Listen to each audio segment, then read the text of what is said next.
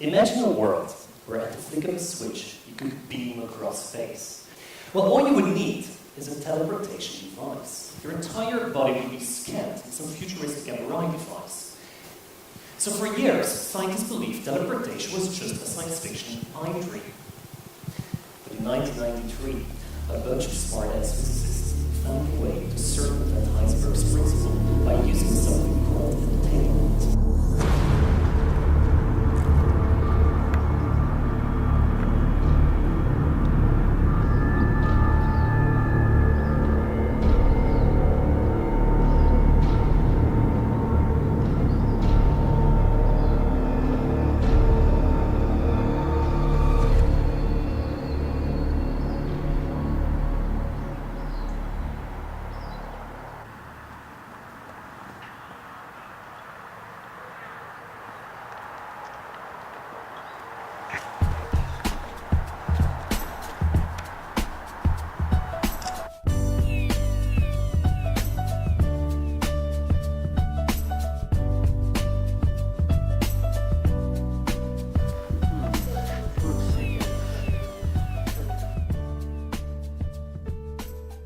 Alright students, good job. Time for your next assignment. These are your choices. Kathakali, Indian dance drama, Chinese opera, the classical theatre of Japan, either kabuki or puppet theatre, bunraku. Which is it going to be? Alright, so we are second. I'm thinking we should do kabuki. That would be cool, if it wasn't too hard to get though. That's true. But what do you mean? Well, what if they take kabuki first? No, I highly doubt they're going to pick kabuki. We'll take kabuki. Oh, maybe we can do India. You know India has a lot of hard pronunciations, right? India is too hard. Kabuki is taken. We can do China. Wait, Karen. No, if we did China, Karen would be a big help.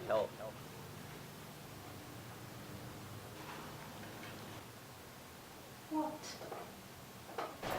Okay, let me get this straight. You want me to come and bring parents to explain Chinese opera to us? If it's possible. And if it's okay with you. It would be of great help. Okay, I'll ask them. Where's Ty? He said he'll meet us at the library. Yo, I just got to the park. Alright, I'm almost there. You brought my computer, right? Yeah, it's in my bag. Alright, cool. I'm pulling up right now, alright?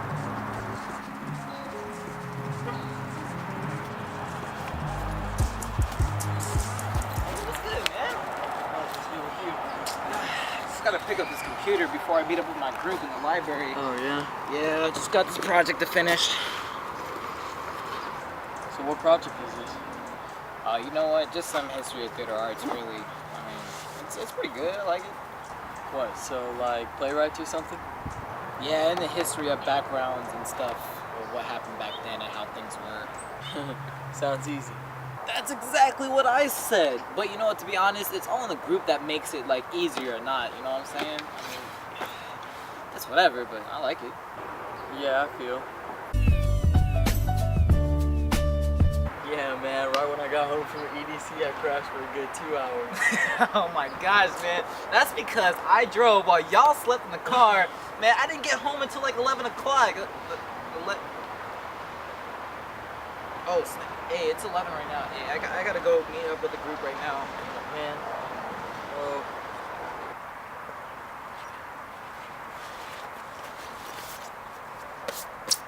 Alright, but either way, man, thanks for bringing my computer, man. It's all good. Yeah. Alright, man, we'll kick it soon. Sounds good to me. Yeah, for sure. Alright, let me just make sure all the data's on here.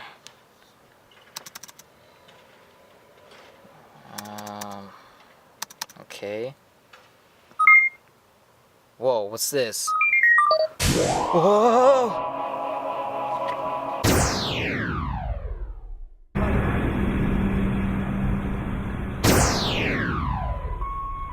Oh man, did I just teleport to China? Well, since I'm here, might as well just learn some information about Peking Opera. I hope I get to my group on time though.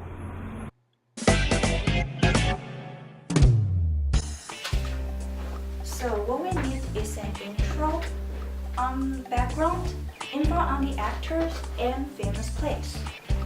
Question. Yeah, Who should take what position? you will do the intro. You two will do the stories. Tai will do the opera actors, and I will focus on the character types. Alright, let's do this.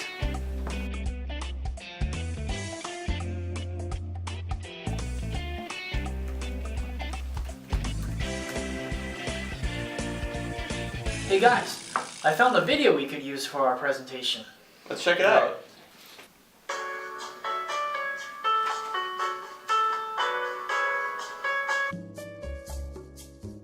Before we embark on discovering the arts of the Chinese, I'm going to give a brief introduction about the geography, the politics, and the religion of China. One of the largest countries in terms of land area, China is located in Asia, occupying some of the eastern coastline. Bordering it is Mongolia and Russia in the north, the East and South China Sea, India on the lower left, and Thailand and Burma on the south. As you can see, China is in the center of a variety of different cultures and industries. Eastern and southern China boom in the agricultural aspect, while the northern and western parts are not as agriculturally attuned. Physical geography ranges from snow-capped mountains to deep river valleys to rolling hills and vast plateaus. Ruling this massive expanse were emperors, a tradition kept since ancient China. An emperor receives a mandate that recognizes him, always male, as the son of heaven, thereby giving him divine right to rule. Emperors reigning under the same family name are placed in periods known as dynasties. The first emperor of China was called Shi Huangdi, a title meaning first emperor, which he adopted after militarily conquering various kingdoms in 221 BC. China was the source of the religions Confucianism and Taoism, both of which were founded on a pursuit of philosophy and a faith on certain teachings. These two aspects make it a religio-philosophical tradition. These Chinese religions center mainly on family and stray away from strict adherence to beliefs, unlike some of its fellow religions during its time. Buddhism was also popular during the 19th and 20th century after it was introduced from India by missionaries and merchants.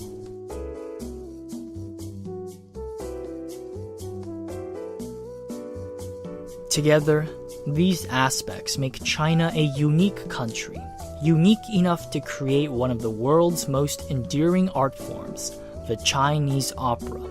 We'll be looking at character types we might find in Chinese operas, the famous stories that are still circulated today, and finally, actors and their training.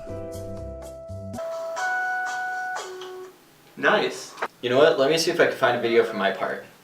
Yeah, you should. I mean, it might take a while, but if you Found can one. find... Oh. Or you can cut me off. That's fine too. This is the tale of the butterfly lovers set in the Eastern Jin dynasty between 265 and 420 AD. Once upon a time in China, there was a young, beautiful, and intelligent babe named Zhu Yingtai who had a passion for learning, but traditions of the era discouraged females from going to school. After much effort, she convinced her father to allow her to travel to the city of Hangzhou to attend classes disguised as a man. On her way, she meets a handsome man named Ling Qianbo, who is also attending school in Hangzhou. As they chatted, they felt a strong affinity towards each other to the point where they took an ancient oath of brotherhood. The whole time, Qianbo had no idea that Zhu Yingtai was actually a girl. They studied for 3 years together, and Zhu Yingtai fell in love with Qianbo, but he still had no idea that she was a girl. One day, Zhu received a letter from her father asking her to return home as soon as possible because her mother was sick. She had no choice but to pack her belongings immediately and return and bid Liang Qianbo farewell. Qianbo was very upset to see his bro leave and accompanied him to see him off. During the journey, Zhu Yingtai hints to Qianbo that she is actually a woman, by comparing them to a pair of mandarin ducks, which was a symbol of lovers in Chinese culture. But of course, Shambo, being lame like he is, did not catch on to this at all. Zhu Yingtai finally comes up with an idea. She tells Shambo that she has a gorgeous, smart sister, and Shambo should meet her and they would be such a great match. And Shambo was so stoked about this, and he promised that he would go visit and meet the sister of hers.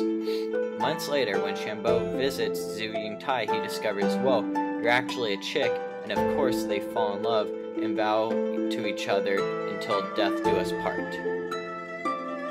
But then, of course, tragedy struck. Zhu Yingtai's father had already arranged for her to marry a man from a rich and powerful family. Shambo heard the news and was completely heartbroken, and his health deteriorated, and then he died. On the day of Zhu Yingtai's wedding, she tells her father that she will pay respects to Shambo at his grave before the ceremony. Her father didn't like this, but he was like, whatevs. When she was there was a thunderstorm, and she cried and begged the heavens to open the grave so she could be with the one that she loved. Then lightning struck, and the grave split open, and she jumped straight into the grave to join Shambo. Right afterwards, their spirits emerged as a pair of butterflies and flew away joyfully together forever. Yeah, so that's all I found for my part. Guys, okay. The most amazingest thing happened to me. What? I teleported to China and I got some information for the... Wait. You teleported to China? And now you're back here? Why, you want proof? I got you. My hat. Where did you get that? China? But either or, I have a hard drive copy right now that can explain everything about the Chinese opera actors. Actually, I have it right here. Let's check it out. Chinese opera is a simplified traditional popular form of drama and musical which has its roots going back to the early periods of China. The plays can also be found in Beijing, Taiwan, Hong Kong, and Macau. It started in the dynasty times in the 600s, but was in its prime in the 1900s. During the Qing dynasty, it has become a traditional art played in tea rooms, restaurants, and even makeshift stages. The instruments that they used during the opera was the erhu, the gong, and the lute.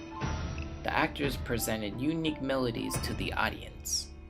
The painted designs on their face symbolizes a character's personality, role, and fate. Generally, a red face represents loyalty and bravery, a black face is valor, yellow and white faces are duplicity, and gold and silver faces are usually mystery.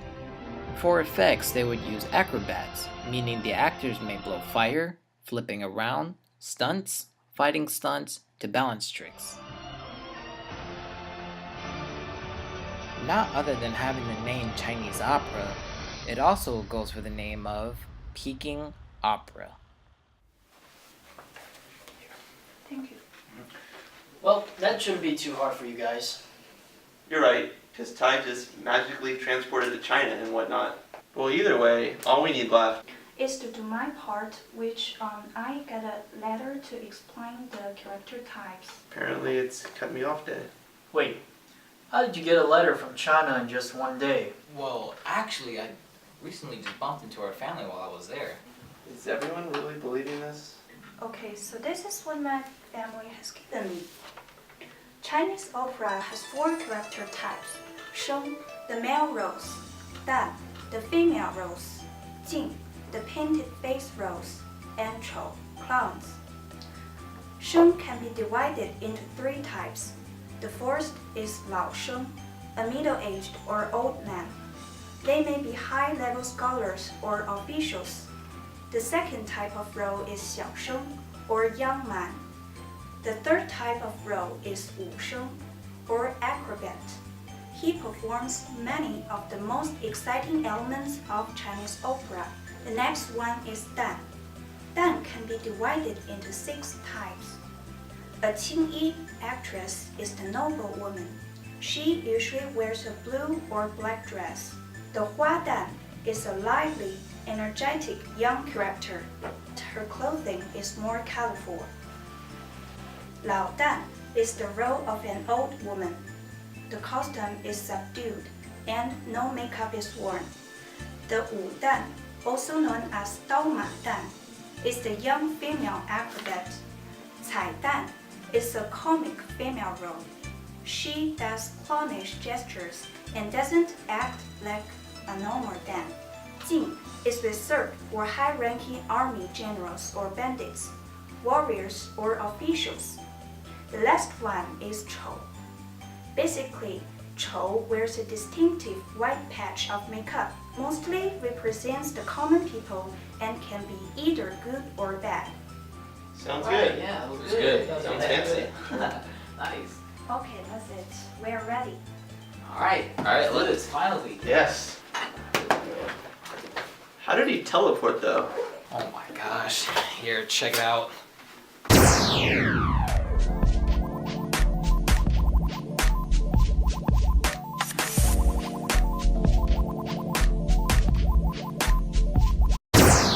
Whoa. One of these just now, yes? You see what I mean? I think he has it.